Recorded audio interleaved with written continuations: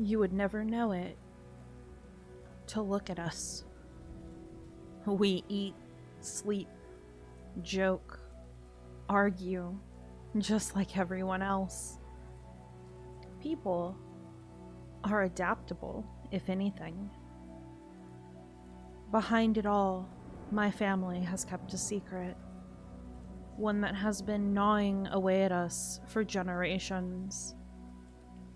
Every single one of us is cursed. Some more than others. Abby, my niece, is the least cursed of us all. She is only 12. Her time will come soon enough. Howard, my oldest brother, is the most cursed. He has always been a selfless man. And me? I fall somewhere in the middle. Our curses come yearly on the 10th of December, and we get to decide who among us will take them on. That's the extent of our control. My husband begged to take my place last year, but I declined. I could never let him do that. When we met and fell in love, he had no idea what he was getting into. I told him when he proposed. It just came flooding out of me that night by the lake while he knelt on one knee, ring in hand, staring at me in shock. I told him about the curses and their rules and how they were the reason for all of my eccentricities.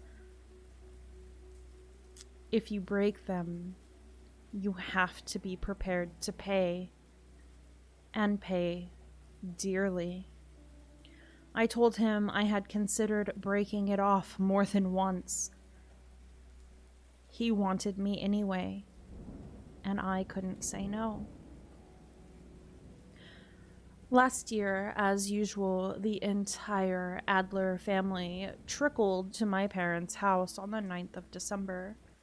Since inheriting it from my grandparents, Pi lived in their attic, only brought out to the living room when it was time. That's the name of the thing that gives us our curses. Pi. My great-great-grandpa called it that as a nickname when he was little, and it stuck. Its original name has been lost somewhere along the way.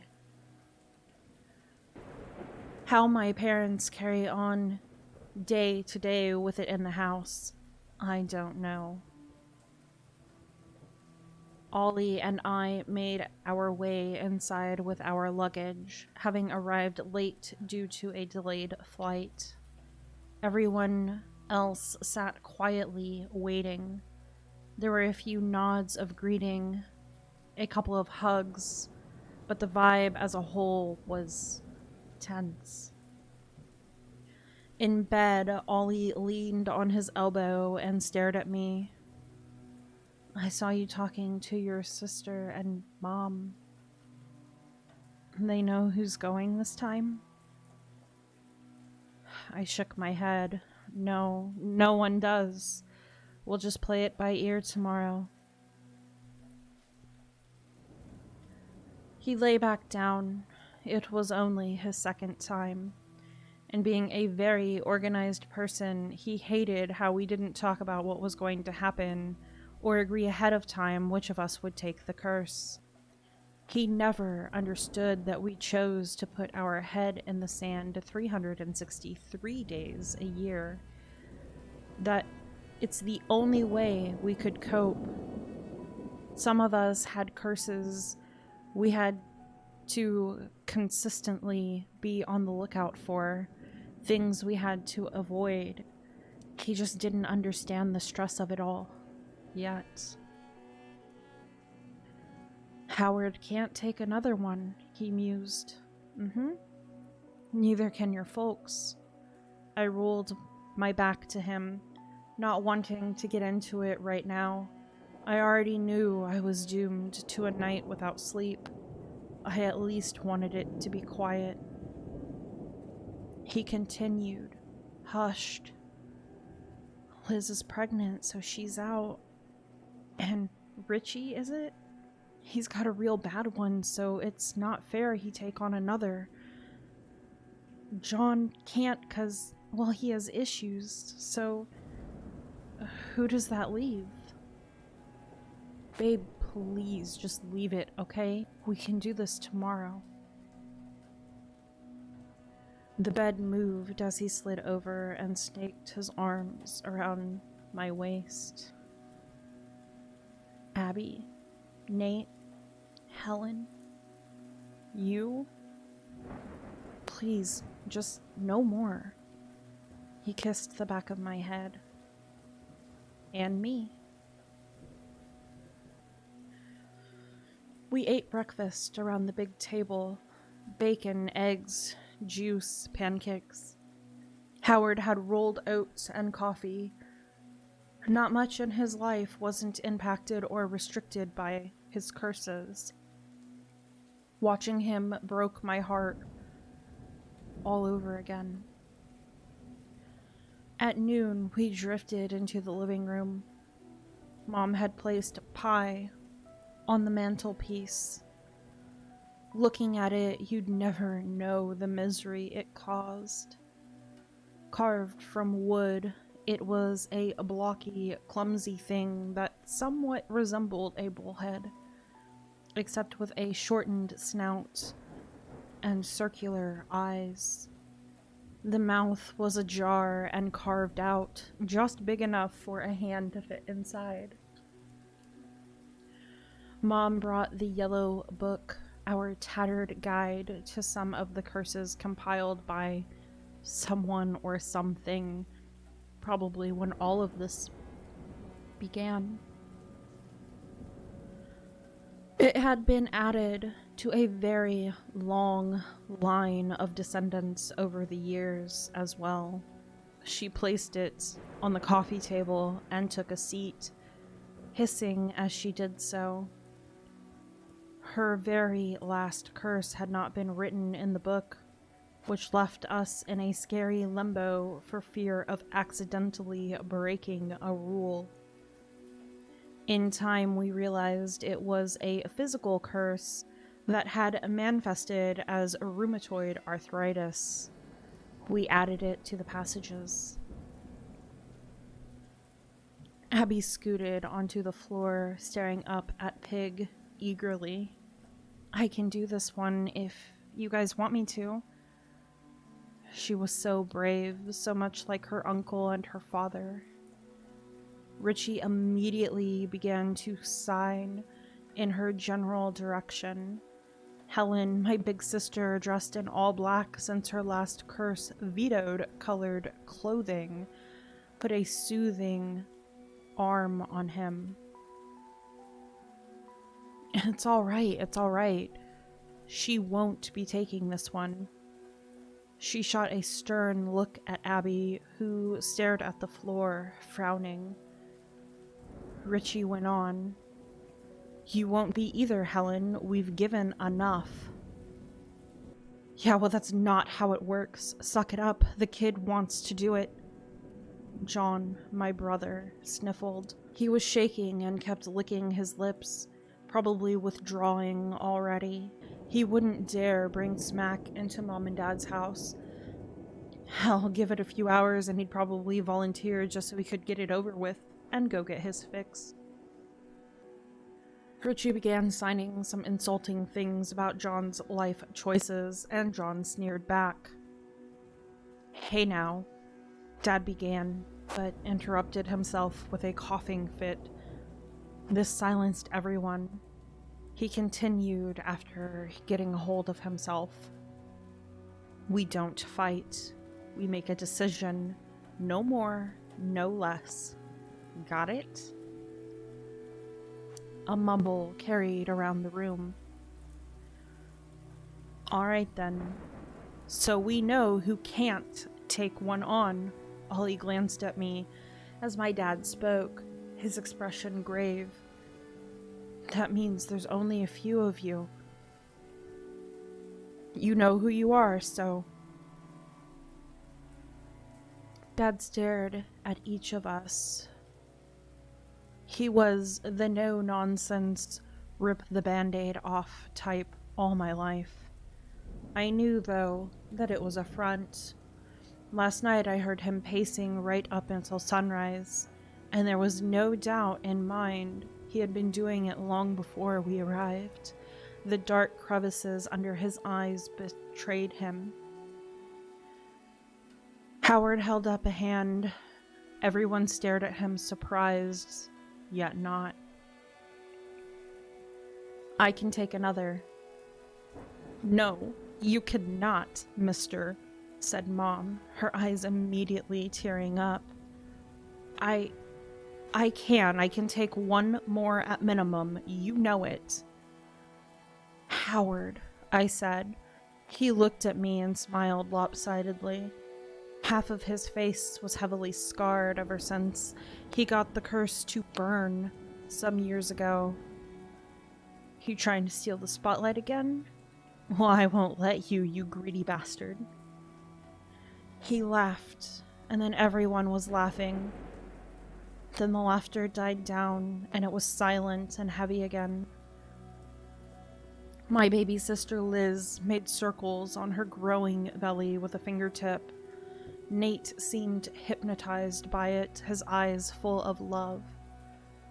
He was the most eligible of us all, aside from Ollie. He'd only taken one, and it was an easy one. He was lucky. Maybe we should use that luck. I shot the thought down. Liz was expecting. What if Nate got a bad one, a really bad one? Liz could quite possibly become a single mother. I meant what I said before, I spoke up. Sam, Ollie warned. I couldn't look at him. It's my turn. I want to take this one. Mom and Dad looked deeply saddened, but they did not argue. No one did. It had to be done. I stood, but Ollie stood quicker. I'll do it, he stated. Here, right? I just put my hand in here. He went for the gaping maw of pie. I ran ahead of him, physically blocking him. Don't be stupid. I'm not. I know exactly what I'm doing. I'm taking it, all right? He tried to pass again, and I shoved him back. Sit down. He stared hard at me. He could overpower me, and I could tell he was considering it. You made me a promise, Oliver. I take promises very seriously. I get to choose when you take one. Don't break this promise. Don't do that to me. His eyes faltered, and then, all of a sudden, he sat down and wilted into the sofa, eyes closed. John scoffed and wiped his nose, about to launch into some kind of rant. Dad shot him a look, and he immediately shut up. I turned and faced Pi. Circular eyes seemed to bore into me. I looked over my shoulder at Howard. His expression even and stoic, and what I needed to continue. I stepped forward, hand out and flat, and slid it into the void. Instantly, a minor pain bloomed on the back of my hand, much like a pinch. And I snatched it back and immediately covered it with my other palm. My heart thumped like a racehorse. All eyes were on me, and I could barely stand it. Suddenly, the memory of Richie receiving his last curse invaded my memory. The panic, Helen screaming, the way he scratched at his eyes and mouth and tried to speak, but couldn't, and tried to see, but couldn't. Ollie scooted to the edge of the sofa. What is it? I took a deep breath and peered at my mark. Small and black like an ink stain. It was the rough shape of a diamond. In a few months it would be gone, soaked up. Unlike the curse it represented. That was forever. I don't recognize it, I said. Though that didn't mean much. I pored over the book a lot as a kid, but there were simply too many curses to memorize. I showed the mark to my mom. She moved the book to her lap and carefully began leafing through the pages, Abby hovering over her shoulder as she liked to do. A minute later, she froze, eyes wide, finger pointed at a line on a page. What? I asked. Just tell me. Ollie squeezed my hand. His was sweating. 30 million heartbeats, Mom uttered. Oh boy, that doesn't sound good. I almost fell down, but Ollie kept me standing.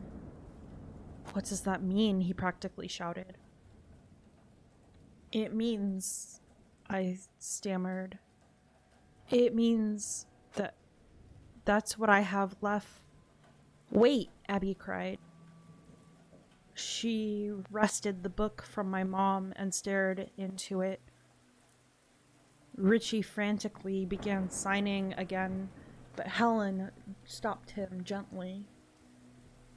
The shape's not right. The top's wrong. Let me see. I walked to her on wobbly legs and offered her my hand. She studied it and returned to the book.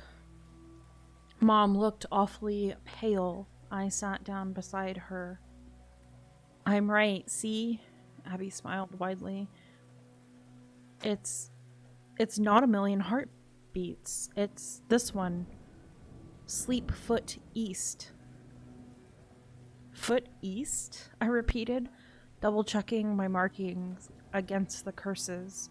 I closed the book with a soft thud and stared at Abby and then Ollie.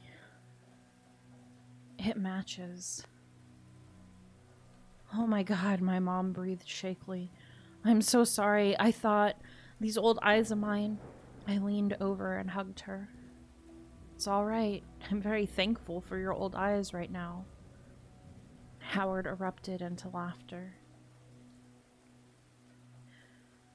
Outside, we each bid each other farewell and exchanged the usual stay safe, look out for your curses. John was the first to leave, even though Mom and Dad asked him to stay the night. Then Richie, Helen, and Abby. I hugged Abby extra tight. Nate and Liz left next. As usual, Howard brushed them all off. He thought it was wrong to have children because the curse could end with us if we didn't. Mom and Dad insisted it wasn't that easy. That to end the curse's lineage, one way or another, would have to have terrible consequences that reached far outside of our family. They could never go into specifics. Those two seemed to have been lost to time. Howard waved out the window as the taxi cab took him away. He didn't leave his home much. Too risky. He had no electricity. If I was lucky, he'd reply to my letters. I said the final goodbye to my parents. Dad had another coughing fit, and I waited with him until it was under control. Go on, enjoy the year the best you can, he ordered me. Ollie and I got into the car. He took my hand and ran his thumb over my mark. I still can't believe all of this is real sometimes. Me either. He kissed the mark. Guess we have a bedroom to reornate. We exchanged warm smiles. He was just trying to cheer me up, and I appreciated it, but inside I couldn't stop thinking about my curse. I always promised to be honest with Ollie, but there are some things I can't bring myself to share, even now. Things like the fact that Mom was not wrong. Abby was.